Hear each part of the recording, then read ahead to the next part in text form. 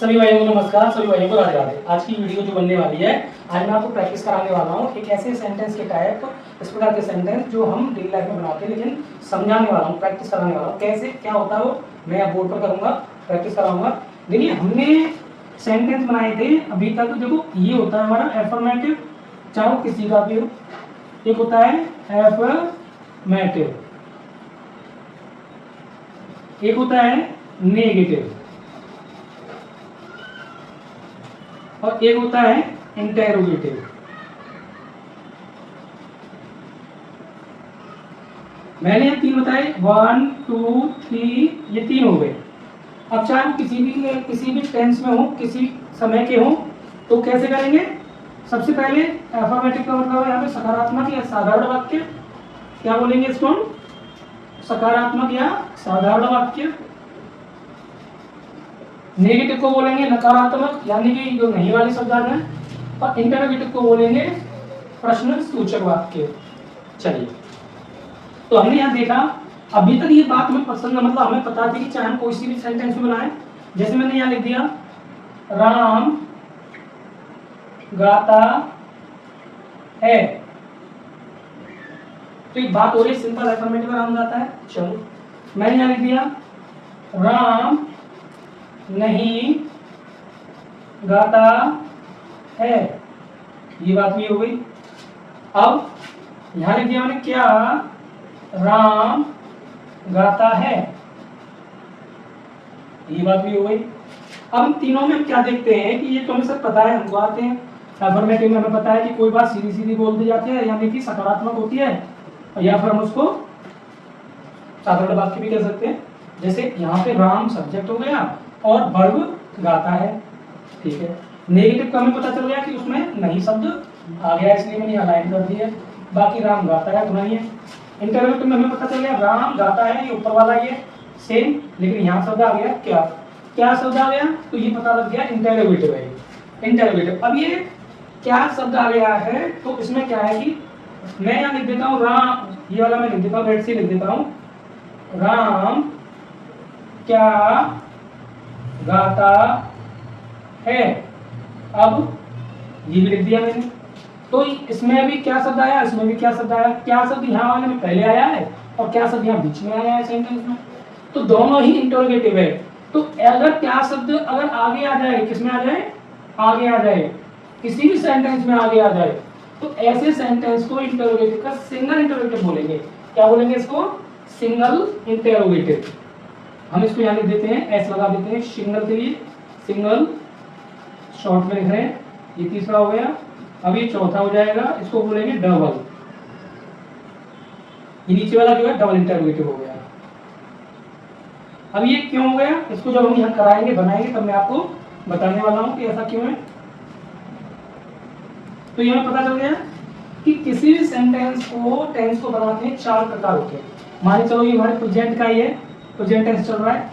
कौन सा चल रहा है? ये हमारा प्रेजेंट, क्योंकि प्रेजेंट का बोध किससे होता है? हमें ता है, ती है, ते है। ये प्रेजेंट टेंस ही है हमारा। प्रेजेंट टेंस में ये जो चल रहा है वो इंडेफिनिट चल रहा है। क्या चल रहा है? इंडेफिनिट। इंडेफिनिट कह सकते हैं, सिंपल कह सकते हैं। चलो, यहाँ चल रहा है हमारा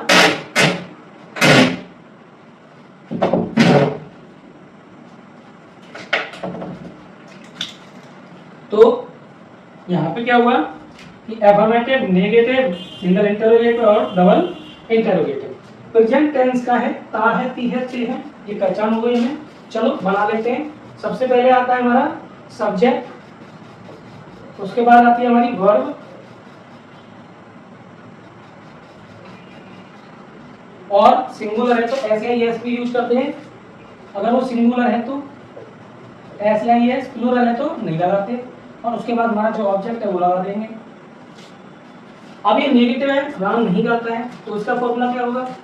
इसमें होगा सब्जेक्ट प्लस डू या डज, या तो डू आएगा या डज आएगा। उसके बाद नॉट लगेगी, उसके बाद वर्ब आ जाएगी, और वर्ब जो हो गया वी वर्गी रहेगी। उसके बाद हमारा ऑब्जेक्ट आ जाएगा। चलो, इसमें क्या होगा? इसमें हमारा सबसे पहले क्या शब्द आ गया है, तो इसमें हमारा डू या फिर डज अकॉर्डिंग टू सब्जेक्ट आगे आ जाएगा, प्लस बाकी का सेम है, सब्जेक्ट प्लस वर्ब की फर्स्ट फॉर्म और ऑब्जेक्ट, उसके बाद क्वेश्चन वाला मार्क। इस वाले में क्या होगा, इसमें सबसे पहले WH आएगा, WH वर्ड, इसमें सबसे पहले WH वर्ड आएगा, प्लस डू या डज में से कोई एक आएगा, प्लस बाकी का सारा सेम है, subject plus V1 plus object और प्लस क्वेश्चन मार्क। अब देखिए मैंने इसको डबल क्यों बोला और इसको सिंगल क्यों बोला। सिंगल ये इसलिए है क्योंकि इस वाले में आप देखेंगे कहीं भी WH वर्ड नहीं है, WH वर्ड नहीं आया, इसमें कहीं भी WH वर्ड नहीं आया, इसमें सीधे ही वर्ब आ गई। और जब वर्ब आ जाए तो सिंगल है, और जब दोनों चीज आ जाए जिसमें WH वर्ड भी आ जाए और डू या डज भी आ जाए तो हो गया डबल, बाकी का सारा सेम है।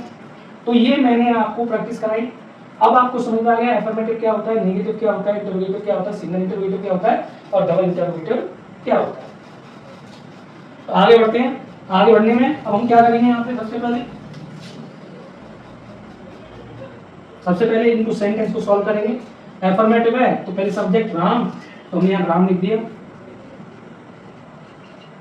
अब वर्ब है गाना, तो गाने के लिए सिंग।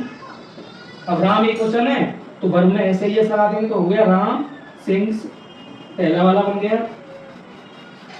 अब हम दूसरा वाला बनाएंगे, राम नहीं गाता है तो पहले आएगा सब्जेक्ट, तो सब्जेक्ट राम है इसमें भी, उसके बाद डू या डज में से आएगा तो सिंगुलर के साथ आता है डज, राम डज, उसके बाद नॉट, उसके बाद सिंग। अगर ऑब्जेक्ट है तो ऑब्जेक्ट लगा देते, ऑब्जेक्ट है नहीं। तीसरे वाले में सबसे पहले डू या डज में से आएगा तो ये चेक करेंगे सब्जेक्ट कैसा है, सब्जेक्ट राम ही है तो इसमें डज आएगा, एक वचन के लिए डज लगाते हैं और बहुवचन के लिए डू लगाते हैं। तो राम आ गया, उसके बाद सब्जेक्ट लगा देंगे, जज आ गया, फिर राम आ गया, तो हमारा वही सिंग और उसके बाद क्वेश्चन वाला मार्क।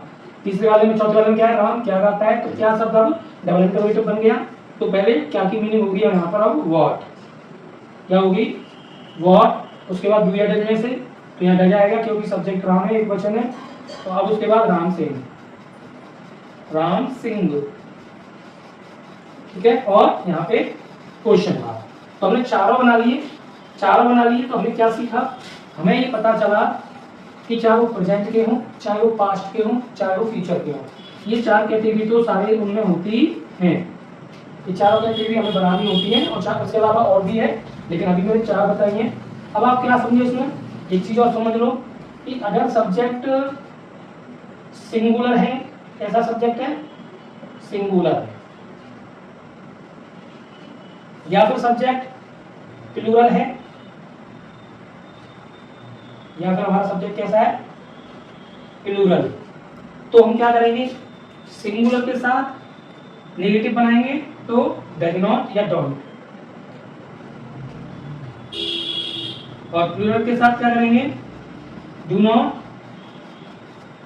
डजंट और डोंट। ये सब्जेक्ट के अकॉर्डिंग है।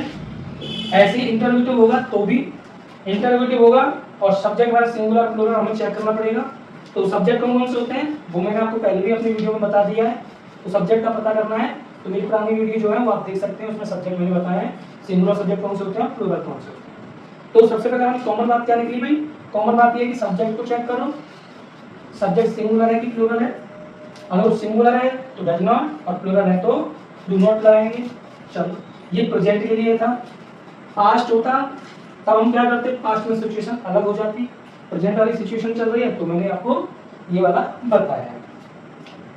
तो प्रेजेंट में आपने देखा कि सिंपल सी क्वेरी जो है वो मैंने आपको बताया। क्या बताया मैंने आपको, इसके टाइप बता दिए, एफर्मेटिव, नेगेटिव, सिंगल इंटरोगेटिव और डबल इंटरोगेटिव। एग्जांपल भी मैंने बता दिया, रूल्स भी मैंने बता दिया, यहाँ पर मैंने सारे एग्जांपल्स को ट्रांसलेट भी कर दिया है, और मैंने आपको ये बता दिया सिंगुलर के साथ डज नॉट लगाते हैं और प्लूरल के साथ डू नॉट लगाते हैं।